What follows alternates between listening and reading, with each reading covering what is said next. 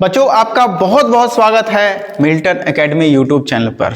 मैं राजन सर आप लोगों के लिए लेकर के आ चुका हूं एक नया चैप्टर आप लोगों के लिए क्लास 11th के लिए। तो बच्चों, आज मैं आप लोगों से कुछ जरूरी बात कहने जा रहा हूं। जिस तरीके से आप लोगों ने मिल्टन एकेडमी को प्यार दिखाया है, सब्सक्राइब किया है, उसी तरीके से मेरा भी यूट्यूब चैनल है बच्चों। इसका नाम है हैकिंग जोन। आप जैसे ही लिखिएगा यूट्यूब पर हैकिंग जोन, मेरा चैनल आ जाएगा। इस चैनल को भी जा करके थोड़ा सा प्यार दिखाइए, सब्सक्राइब कीजिए, लाइक कीजिए और कमेंट कीजिए और वीडियो को शेयर भी कीजिए हर एक बच्चों के साथ। यहाँ आपको क्लास 11th का सारा एक ही लेक्चर एक ही वीडियो में पूरा वन शॉट में क्लास 11th खत्म किया गया है। चैप्टर वाइज लेक्चर्स भी यहाँ आ रहे हैं और PYQs क्वेश्चंस भी क्लास 11th के अवेलेबल है। मतलब हर एक चीज यहाँ आप लोगों के लिए कंप्यूटर साइंस के लिए अवेलेबल है। साथ ही साथ कंप्यूटर में जो स्किल कोर्सेस हैं जैसे कि एक्सेल है, वीडियो एडिटिंग है, ग्राफिक डिजाइनिंग है, हर एक कोर्सेस अभी मैं धीरे धीरे लेकर के आ रहा हूँ हैकिंग जोन के ऊपर। तो मेक श्योर बच्चों आप लोग जाएं और हैकिंग जोन को भी अपना प्यार दिखाएं, सब्सक्राइब करें, शेयर करें वीडियो को और चैनल को। बच्चों तो इस काम को जरूर कीजिए आप लोग। चलिए अभी कर लीजिए जाकर के पहले सब्सक्राइब सारे बच्चे, बाकी बात उसके बाद इस चैप्टर को पूरा देखिएगा, ठीक है। अभी आपको पता है कि क्लास 11 का एग्जाम सब्जेक्टिव भी होना है, ऑब्जेक्टिव भी होना है, जो कि नया चीज है, अभी तक कभी नहीं हुआ है। जितने भी 11th क्लास के विद्यार्थी अभी तक कुछ नहीं पढ़े हैं, कहीं नहीं पढ़े हैं, तो वो एकदम तुरंत से आकर के इस कोर्स को ज्वाइन कीजिए। ये कोर्स आपका ऑफलाइन भी होने जा रहा है और ऑनलाइन भी होने जा रहा है। ऑनलाइन में आपको सबसे पहले बता दूं कि ये कोर्स ऑनलाइन होने जा रहा है मिल्टन एकेडमी के ऊपर। कहाँ होगा? मिल्टन एकेडमी जो एप्लीकेशन है उस पर होगा ऑनलाइन, जाकर के इनरोल कर लीजिए। और साथ ही साथ मैं आपको बता दूं कि अगर आप ऑफलाइन पढ़ना चाहते हैं तो मेरा इंस्टीट्यूट आ जाइए ऑफलाइन पढ़ने के लिए, जो कि आपका अवेलेबल है। एड्रेस है इसका बाबू गांव चौक, एकदम बाबू गांव चौक से एकदम 20 कदम आगे आइएगा मटवारी रोड की तरफ। बाएं साइड में आपको बैनर दिख जाएगा हैकिंग जोन का, जहां पर शानदार तरीके से नए अंदाज में आप लोगों को क्लास 11th कराया जा रहा है। ADCA प्लस वगैरह हर एक चीज नए अंदाज में कराया जा रहा है बच्चों। अपडेटेड सॉफ्टवेयर में कराया जा रहा है, विंडो 11 में पढ़ाया जा रहा है। पूरा हजारीबाग विंडो 7 में पढ़ा रहा है, लेकिन हैकिंग जोन में आपको नए तरीके से विंडो 11 में पढ़ाया जा रहा है। माइक्रो प्रोसेसर, चैप्टर 4 का नाम क्या है बाबू? माइक्रो प्रोसेसर एंड मतलब हार्डवेयर वाला इसमें पढ़ेंगे हम लोग, ठीक है। यस सर, वेरी गुड संध्या, समझ में आ रहा है तो वेरी गुड वेरी गुड। सबको समझ में आ रहा है बाबू? तो 4 चैप्टर को पढ़ाया जाए। फोर्थ नंबर चैप्टर स्टार्ट करें। फोर्थ नंबर चैप्टर स्टार्ट कर दिया जाए। चलो देखेगा माइक्रो प्रोसेसर क्या होता है बाबू, पता है आप लोगों को? ब्रेन ऑफ कंप्यूटर को बोलते हैं माइक्रो प्रोसेसर। यहाँ लिखा हुआ है जो इंटीग्रेटेड सर्किट से बना होता है और जो कंप्यूटर में प्रोसेसिंग का काम करता है उसको बोलते हैं हम लोग माइक्रो प्रोसेसर। क्या बोलते हैं उसको हम लोग? Micro processor. माइक्रो प्रोसेसर का फंक्शन क्या होता है? फेचिंग, डिकोडिंग, एग्जीक्यूटिंग और स्टोरिंग। यही 4-5 काम जो है, वेरी गुड बाबू वेरी गुड, यही 4-5 काम जो हमारा माइक्रो प्रोसेसर करता है। माइक्रो प्रोसेसर दिखता क्या है? ऐसा दिखता है। अब देखिए इससे क्वेश्चन क्या आएगा, सीधा वो चलते हैं बाबू, ठीक है। इससे क्वेश्चन सीधा आ जाएगा कि हाँ इससे आ जाएगा, ये सब तो बताया हुआ है माइक्रो प्रोसेसर के बारे में, इंस्ट्रक्शन सेट, इससे एक भी क्वेश्चन नहीं आएगा। हाँ यहाँ से क्वेश्चन आ सकता है बाबू कि डेटा बस क्या होता है? डेटा बस क्या होता है? तो डेटा बस क्या होता है?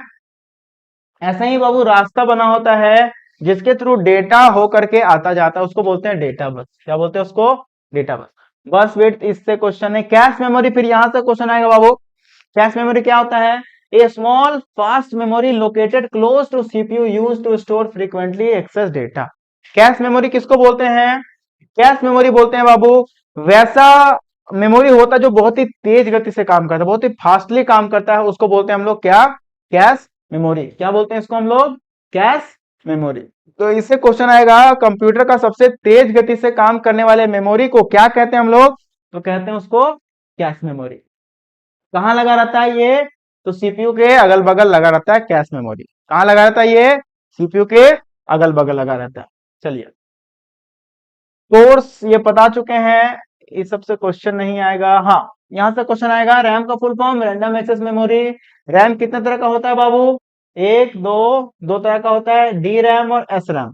डी रैम का फुल फॉर्म होता है डायनेमिक रैंडम एक्सेस मेमोरी और एस रैम का फुल फॉर्म होता है स्टैटिक रैंडम एक्सेस मेमोरी। बस इतना ही इससे क्वेश्चन आएगा बाबू, ज्यादा इन डेप्थ नहीं जाएगा। उसी तरीके से बाबू रोम का फुल फॉर्म होता है रीड ओनली मेमोरी। रोम जो है 3 तरह का होता है। पी रोम होता है जो प्रोग्रामेबल रोम होता है। पी रोम को क्या कहते हैं हम लोग? प्रोग्रामेबल रोम। उसके बाद तो ईपी रोम। ईपी रोम का मतलब होता है इरेजेबल प्रोग्रामेबल रोम। मतलब इसमें हम लोग प्रोग्राम को इरेज भी कर सकते हैं। इसमें हम लोग प्रोग्राम को इरेज भी कर सकते हैं। इसको बोलते हैं हम लोग इरेजेबल प्रोग्रामेबल रोम। ईईपी रोम। ईपी रोम का फुल फॉर्म होता है इलेक्ट्रिकली इरेजेबल प्रोग्रामेबल रोम। क्या होता है ईईपी रोम का full form? Electrically erasable programmable रोम। इसमें बाबू डेटा को इरेज करने के लिए इलेक्ट्रिसिटी का सहायता लेना पड़ता है, तो उसी को बोलते हैं हम लोग ईईपी रोम, इलेक्ट्रिकली इरेजेबल प्रोग्रामेबल रोम। चलिए, बस कैश मेमोरी हो गया। सेकेंडरी स्टोरेज ये सब बता चुके हैं बाबू।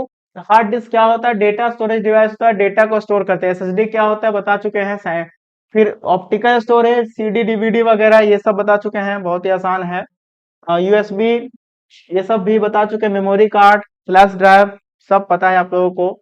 वर्चुअल मेमोरी ये सब से क्वेश्चन नहीं आएगा। हाँ, पोर्ट में थोड़ा सा देख लीजिए, आज तक तो क्वेश्चन नहीं आया बाबू इससे, लेकिन एक बार देखते जाइए। यूएसबी पोर्ट किसको बोलते हैं? इसमें से ये वाला यूएसबी पोर्ट है, ये एचडीएमआई पोर्ट है, ठीक है। इससे क्वेश्चन आ सकता है कि वीडियो आउटपुट करने के लिए हम लोग कौन सा पोर्ट का इस्तेमाल करते हैं? एचडीएमआई पोर्ट का इस्तेमाल करते हैं, ठीक है। अब इधर से बाबू ये सब पोर्ट के बारे में ही है सारा कुछ, ठीक है। बहुत कुछ नहीं है। पैरेलल पोर्ट किसको बोलते हैं सारा लिखा हुआ, एक बार स्क्रीनशॉट लीजिए और देखिए। यूएसबी के बारे में, यूएसबी पोर्ट के बारे में बताया गया यहाँ पर। एजीपी पोर्ट के बारे में बताया गया यहाँ पर। इंफ्रारेड पोर्ट के बारे में देखिए, यहाँ पे होता है इंफ्रारेड पोर्ट, उसके बारे में बताया गया, ठीक है। और इथरनेट RJ45, यहां से क्वेश्चन पूछ सकते हैं आप लोगों को कि इथरनेट में जो पोर्ट का इस्तेमाल होता है क्या नाम होता है उसका? वो याद रखना बाबू, RJ45। ये किस चीज का पोर्ट होता है? नेटवर्किंग पोर्ट होता है। ये किस चीज का पोर्ट होता है? ये नेटवर्किंग करने का पोर्ट होता है, इसको बोलते हैं हम लोग इथरनेट पोर्ट। और क्या नाम है उसका? RJ45। इस तरीके से ब्लूटूथ है वायरलेस कनेक्शन के लिए हमारा, वाईफाई भी है वायरलेस कनेक्शन के लिए, और डेटा शेयरिंग के लिए इंफ्रारेड जो रिमोट में यूज होता है, इंफ्रारेड याद रखिएगा। और PS2 पोर्ट बाबू, ये दो पोर्ट है जिस यहाँ पे माउस लगाते हैं, यहाँ पे कीबोर्ड लगाते हैं, लेकिन इसका ये अब विलुप्त हो चुका है। ये पहले के जमाने में आता था कंप्यूटर में, ठीक है। फायर वायर पोर्ट जो है बाबू इस तरीके से दिखता था, ये भी पुराने समय में आता था, अब ये भी बंद हो गया है। तो इस तरीके से बाबू 4 नंबर चैप्टर भी खत्म हो गया, ठीक है। 4 नंबर चैप्टर में से ज्यादा क्वेश्चन नहीं आएगा बाबू, ठीक है। अब इधर जितना बता दिए उससे ज्यादा क्वेश्चन नहीं आने वाला, ठीक है। अब देखो बाबू, अब हम लोग शुरू करेंगे चैप्टर नंबर 5। चैप्टर नंबर 5, लेकिन 5 शुरू करने से पहले मैं आपको कुछ बताना चाहता हूं कि जो चैप्टर नंबर 5 है हमारा, क्यों गायब हुआ? क्या गायब हुआ बाबू? यस, क्या गायब हो गया? चलिए, यस लगता है पीछे है चैट में, इसलिए गायब हो रहा है उनका कुछ कुछ, ठीक है। चलिए, अब हम लोग देखते हैं चैप्टर नंबर 5। देखिए, चैप्टर नंबर 5 से बाबू एक भी क्वेश्चन नहीं आता है, ठीक है। चैप्टर नंबर 5 क्या है मैं आपको चैप्टर नंबर 6 में ही पढ़ा देता हूँ। चैप्टर नंबर 5 में क्या क्या कॉन्सेप्ट